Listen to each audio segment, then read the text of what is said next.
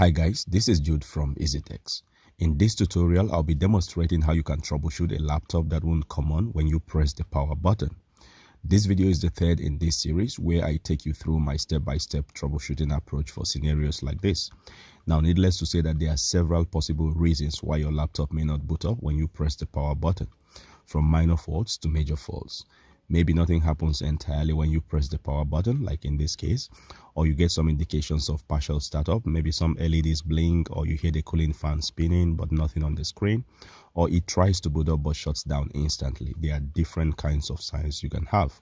So in this series, I try to present the different scenarios I come across, and then I take you through my thought process and the steps I take to check the different possible causes of this issue, and eventually how I manage to get the laptop to boot up again. I record these steps and share the successful ones, or at least those that I feel can help you resolve your problems. So if the scenario I will cover in this tutorial doesn't fix your issue, then you can try the other tutorials I did in this series. I will add the links down in the video description. And now, without further ado, let's jump right into it.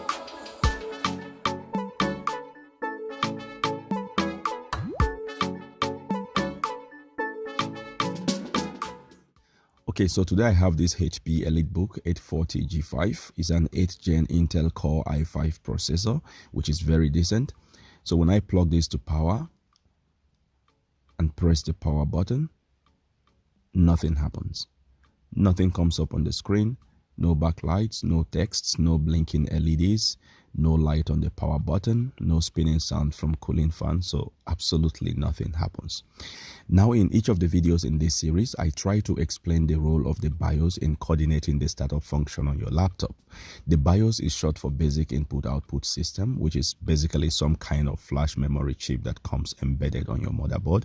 It coordinates hardware initialization during startup and also provides other runtime services for your operating system and programs. Now, when you initially press the power button, it first powers up the BIOS, which then tries to find an operating system from the attached drives according to the preset boot order. So in this case, it could be that the power hasn't gotten to the BIOS at all, because usually when power gets to a functional BIOS chip, even if it's not yet able to communicate with the display to put out the state of the startup or what could be wrong with the computer or any other information, it would at least resort to some other means or clues, such as beeps or blinking LEDs, depending on the make and model of your computer. Now, in the initial video I did in this series, the laptop gave some beeps to indicate the state of the startup or what could be preventing the startup. This is a strong indicator. I've been expecting this, but I'm surprised it's coming this time. And this beep is coming from your BIOS. Now they are different. In the second scenario, we had the caps lock LED blinking. The first sign I noticed was the blinking of the caps lock LED. Now, this laptop model has no cooling fan and it uses M.2. However, in this scenario, none of that happened. So my primary suspect here is power.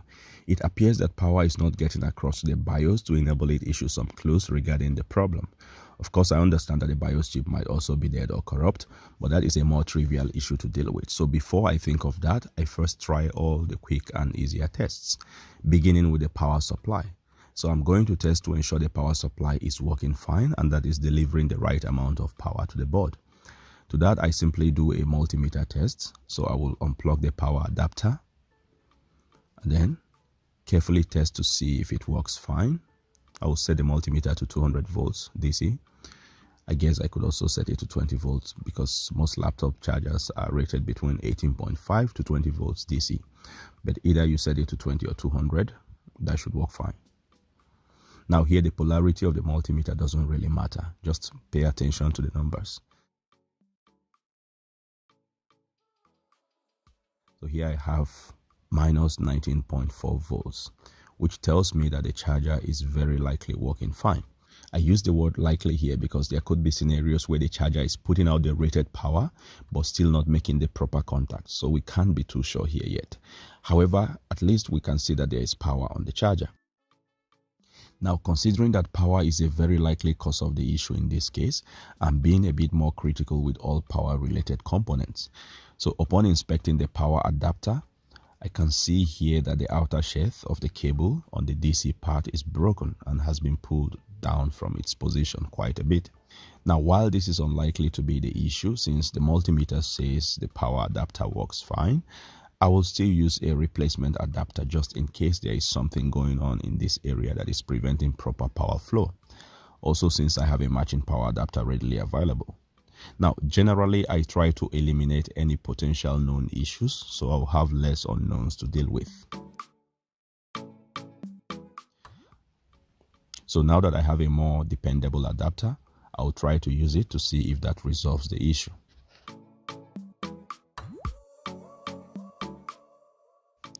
Unfortunately, that wasn't the issue, so I will proceed with the next potential cause of the problem. Here, I will be discharging the motherboard of any residual power and also clearing the memory of any triggers that might have tripped off the laptop and has continued to prevent it from booting up. This is done by first removing all power sources from your laptop, both battery and AC source.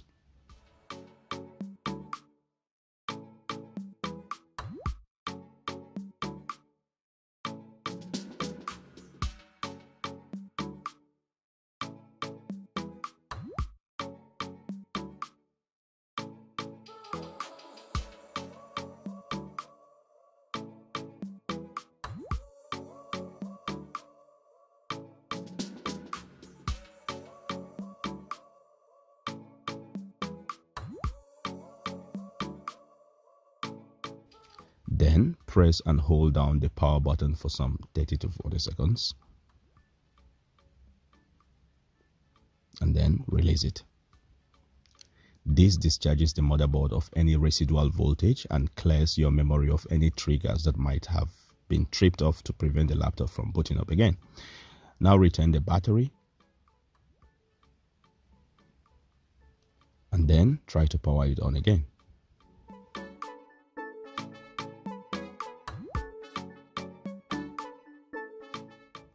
As you can see, in this case, that didn't resolve the problem either. Now, one common cause of laptops not booting up, as we saw in the first video of this series, is dead RAM or broken RAM sockets.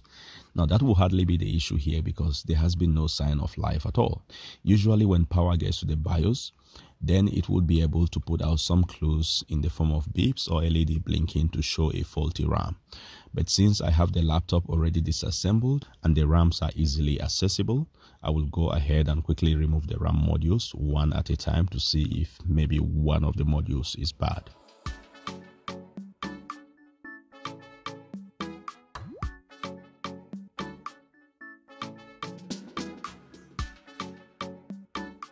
Not surprisingly, that wasn't the problem. Now, normally I would try to change the RAM modules or clean up the connectors and reseat them more firmly to ensure proper contact, but I'm not doing that here today because, like I said earlier, there has been no signal from the BIOS to suggest any issues with the RAM, so I won't be doing more than just removing and testing them one at a time and then move to other possible tests. Here I will continue to check more on the power related components, and in that line the next port of call would be the battery. Now, this laptop, as you can see, is fairly new. It's an 8th gen Intel processor and hasn't been used for too long. In addition, the user hasn't reported any issues with the battery prior to this problem.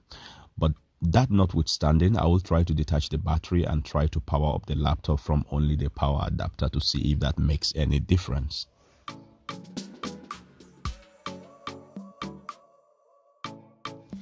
Now I will advise doing this 30 seconds press to discharge the residual power and clear trigger memories once again. This is because even after the component causing the power glitch is removed, that wouldn't change the state of the protective triggers. So always discharge after each change when dealing with power issues like this.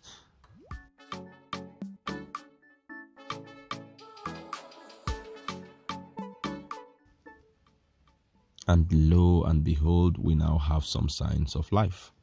I can see the LED is blinking. Let's wait and see if we'll get some message from the BIOS or if it boots up completely to the welcome screen. Yes, as you can see, the laptop seems to be coming up fine. Now, one thing I like to do when I find a likely cause like this is to reverse the state of the component and see if the problem returns. So I will put back the battery and see if that prevents the boot up again. Now, as you can see, the laptop won't boot up again. So here we can conclude that the battery has some issues. Now, this is different from the battery being weak or dead, because even a completely dead battery shouldn't stop a laptop from booting up. This is more likely a circuitry problem with the circuit board on the battery. So more than likely a battery replacement will be required in this case. For the time, I would leave the battery disconnected from the board so the user can try to still make use of the laptop. And as you can see here, I still need to do this 30 seconds discharge after removing the battery.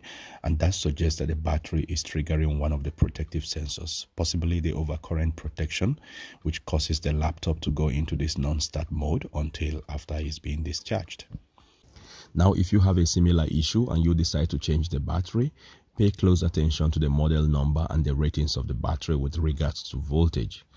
Also, the shape of the battery and the connector type has to match. Now, you don't have to pay much attention to the amps or the wattage, because those just indicate the capacity of the battery. So a bigger amp wouldn't be a problem, but the connector and the shape has to match, otherwise it won't fit into the system. And if the voltage is absolutely off, it might also cause more issues to your laptop.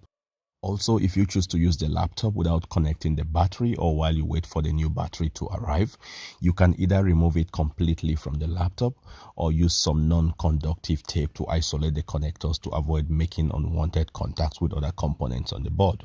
Once again, there are several other possible reasons why you may experience this problem.